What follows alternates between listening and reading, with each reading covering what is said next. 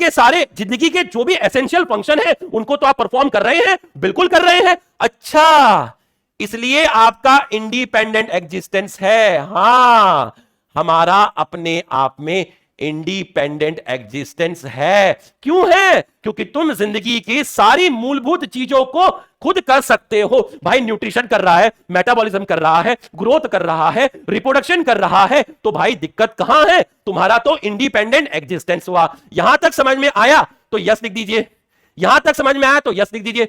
बेटा जो मैं पीपीटी में लिख रहा हूं बिल्कुल एनसीईआरटी बेस है, कसम कह रहा हूं, चाहे लिखा के ले लो, ये के अलावा कुछ नहीं पढ़ना, भाई पे विश्वास रखना।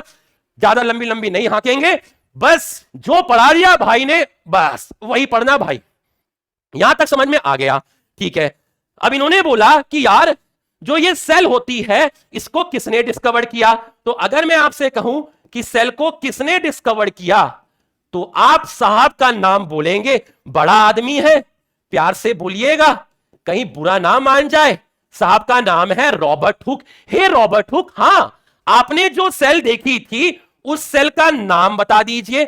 उस सेल का नाम है कॉर्क सेल और उसी सेल का दूसरा नाम है फेलम।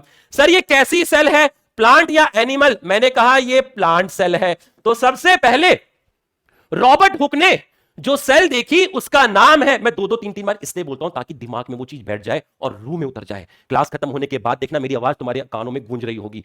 सेल को डिस्कवर किया रॉबर्ट हुक ने, बिल्कुल सही है। कौन सी सेल डिस्कवर की? कॉर्क सेल डिस्कवर की। कहां होती है? प्लांट के अंदर होती है। और कॉर्क सेल एक्चुअल में क्या है ये पढ़ाऊंगा एनाटॉमी ऑफ फ्लावरिंग प्लांट के अंदर। तो ये जो सेल डिस्कवर की थी, इस सेल के अंदर प्रोटोप्लाज्म तो होता ही नहीं। सर अगर किसी सेल में प्रोटोप्लाज्म ही नहीं होगा तो सर वो सेल तो लिविंग होगी ही नहीं। अरे दीवाने, तो मैंने कब कहा ये लिविंग सेल है? अरे इसके अंदर प्रोटोप्लाज्म नहीं था, इसका मतलब जो पहली सेल डिस्कवर की गई वो डेड सेल डिस्कवर की गई। सर जब इसमें प्रोटोप्लाज्म ही नहीं था तो रॉबर्ट हुक ने देखा क्या था? अरे रॉबर्ट हुक ने सिर्फ सेल वॉल को देखा था। Only cell wall, only cell wall visible. तो उन्होंने सिर्फ क्या देखा था? उन्होंने सिर्फ सेल वॉल देखा था, क्योंकि कॉर्क सेल के अंदर प्रोटोप्लाज्म नहीं होता। उनको तो सेल वॉल दिखी और कह दिया भाई ये सेल है, लिविंग या डेड? डेड। नाम है कौन? देखने वाला है रॉबर्ट हुक। तो ये था रॉबर्ट हुक के बारे में।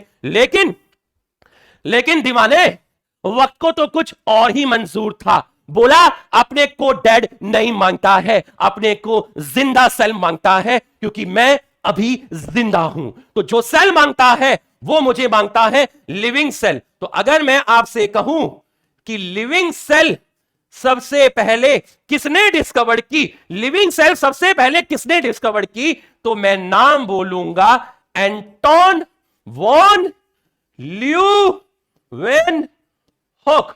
तो एंटोन वॉन ल्यूवेन हुक ने सबसे पहले जिंदा सेल देखी थी और उस सेल का नाम था बैक्टीरिया।